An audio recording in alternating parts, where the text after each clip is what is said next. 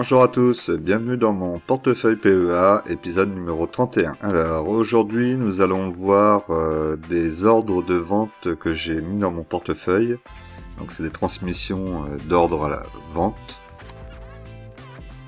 Les dividendes que j'ai reçus concernant Sanofi, et on va aller voir ça tout de suite.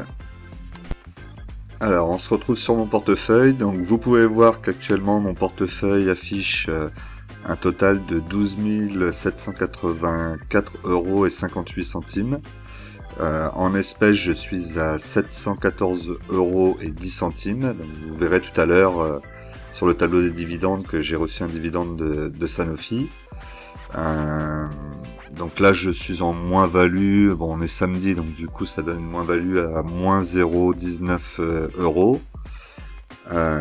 Donc pour ce qui concerne les entreprises que j'ai mis en vente, donc j'ai mis en ordre de vente Gossin à 12,05 €, à 12,50 €. Donc là je vais pas garder, je vais commencer à éliminer un petit peu dans mon portefeuille et aller plus sur des actions, des grosses actions à dividendes. Même si les small caps sont intéressantes et que ça peut fluctuer. J'ai plus trop de temps à consacrer là à regarder les actions dans la semaine, donc je vais essayer de rétrécir un petit peu mon portefeuille et les lignes surtout, afin d'être un petit peu plus optimisé.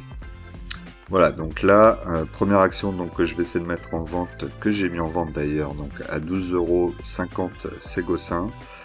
Je pense pas qu'elle y aille maintenant, j'ai mis un ordre pour l'année, donc dès qu'elle ira, je sortirai de Gossin, je prendrai ma plus-value. Ensuite, j'ai mis Nacon aussi. Donc Nacon, pareil, elle est plutôt en train de baisser. J'en ai 20 en portefeuille. J'ai mis un ordre de vente à 8,28 €. Donc c'est pas pour tout de suite non plus, mais pareil, j'ai mis l'ordre sur l'année, on verra. Quel que soit le prix, même si là aujourd'hui on voit 8,28 €, je m'autoriserai à la revendre avant si vraiment je vois que ça n'y va pas et que j'ai besoin de récupérer de la liquidité. Ce que je vais faire, c'est essayer de pas la revendre en négatif déjà, ça c'est sûr. Voilà ce qu'on pouvait dire par rapport à ces deux actions donc, que je vais mettre en vente. Pour le reste, on va regarder donc les actions de la plus performante à la moins performante. Donc là, actuellement, on peut voir que mes actions les moins performantes, toujours DBT. Donc DBT, j'avais dit que j'en remettrais à 0,06. Je vais pas le faire, je vais laisser comme ça. Puis voilà, si jamais je devais perdre, je perdrais pas grand chose. Donc je vais plus y toucher, je vais laisser comme ça jusqu'à temps que je puisse la revendre en plus-value. On va essayer quand même de viser un 0,28, 0,29. Ça serait pas mal, au moins faire double. Ensuite, donc pour ce qui concerne Neoen, là ça va être un petit peu plus compliqué. Je sais pas pourquoi, je sens qu'elle va continuer à descendre. Donc je ne sais pas ce que je vais en faire. Je vais peut-être attendre un prix aux alentours des 65 €, qui avait été le prix que j'avais vendu la première fois, peut-être pour vendre la ligne complètement, ou alors je vais la garder comme ça en attente pendant quelques temps. C'est difficile de se positionner sur cette action. Je pense que je suis positionné sur une action qui va rester dans mon portefeuille en négatif pendant quelques temps. C'est ça qui me pose problème. Après, je doute pas que d'ici quelques années elle soit plus haute, mais là elle va rester dans mon portefeuille pendant trop longtemps. Donc je sais pas. À voir. Ubisoft, j'aimerais bien pouvoir en reprendre si elle passe en dessous des 60 pour avoir une belle ligne dessus. C'est pour ça aussi que je sors de Nacon, parce que j'ai choisi de garder Ubisoft. Pour GTT, j'exclus pas le fait d'en reprendre si elle devait rebaisser encore un peu. Ensuite, j'ai toujours mon ordre sur l'Euronext, donc à 78,20. Je pense que je l'ai raté, hein, là. J'en suis presque sûr, donc maintenant il va falloir que j'attende qu'il y ait un nouveau retracement. Je suis pas sûr que ça arrivera tout de suite. Donc on va voir, on va laisser comme ça. Et puis si d'ici un mois ça a toujours pas été chercher le prix, peut-être que je sortirai l'ordre pour pouvoir récupérer cette liquidité et l'utiliser autrement. Voilà, j'aimerais bien re-rentrer sur des actions qui sont à dividende où j'ai des lignes un peu faibles telles que Telsat éventuellement, même si elle est un petit peu haute. Je vais peut-être en reprendre 8, histoire d'en avoir un petit peu plus et d'augmenter cette ligne. Orange aussi, je voudrais essayer d'augmenter, je suis pas si loin de mon PRU, donc je vais être sur du long terme, alors pourquoi pas en reprendre un petit peu. Je vais voir, je vais garder à l'œil tout ça. Et peut-être, une fois que j'aurai récupéré les dividendes de score, de sortir la ligne score. Voilà, tout ça dans l'idée de réduire un petit peu mes lignes et de me recentrer peut-être un petit peu plus sur les actions qui m'amènent un peu plus de dividendes, même si score amène un beau dividende. Voilà, je suis pas totalement conquis par l'action. Quand elle a commencé à baisser, j'étais pas forcément serein, alors que je me rends compte que sur plus de la moitié de mes actions, je suis plus que serein dessus, même si elle baisse. Voilà, donc c'est pour ça que je pense que lorsqu'on a ce ressenti, il vaut mieux sortir de l'action. Donc score, il est possible que j'en ressorte. On va voir. Déjà, je vais quand même attendre le dividende et puis après on verra et voir si je peux essayer de récupérer ce dividende sur une autre action. Peut-être Rubis, qui était à la base d'une action que je voulais pas forcément investir. Peut-être que je vais réinvestir dessus, puisque c'est quand même une aristocrate dividende avec un bon dividende.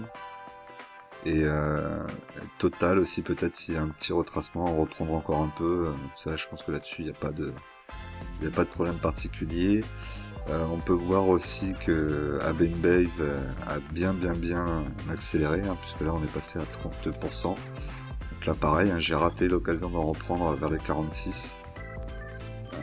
C'est un peu frustrant quand même, mais bon, c'est pas grave, c'est comme ça fait partie du jeu. On va rester concentré, on va essayer de resserrer déjà un petit peu le portefeuille, sortir quelques valeurs, même si je pense que ces valeurs vont prendre du temps. Et puis après on verra au fur et à mesure ce qui va se passer, et reprendre de la liquidité, et voilà. Allez, on continue, on va aller voir le reste. Avant de passer au tableau des dividendes, n'oubliez pas de vous abonner, de cliquer sur la cloche, de liker, de laisser des commentaires pour aider la chaîne au référencement et aussi pour me dire ce que vous pensez de ce que je fais. N'hésitez pas à me poser des questions.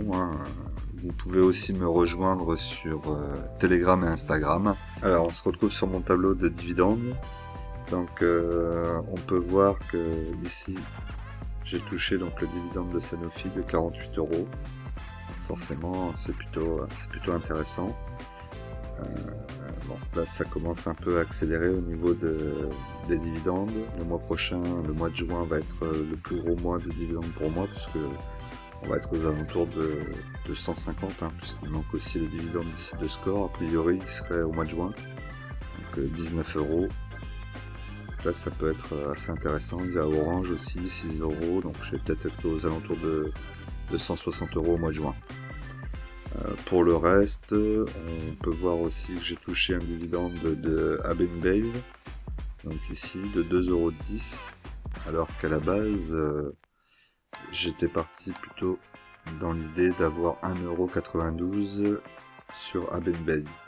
Donc là on voit que j'ai déjà eu 2,10 € et en principe il y a un deuxième versement au mois de novembre, donc ça pourrait être une belle petite surprise. Pour le reste, du coup mes plus-values augmentent petit à petit. On peut voir là ici maintenant je suis à 407,59 € de gain.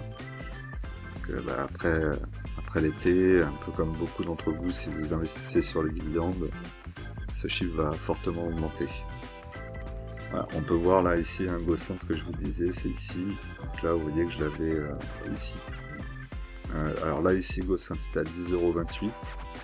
Et là ici c'est Neoen, donc là vous voyez je l'avais vendu à 65 €. Là si je pouvais en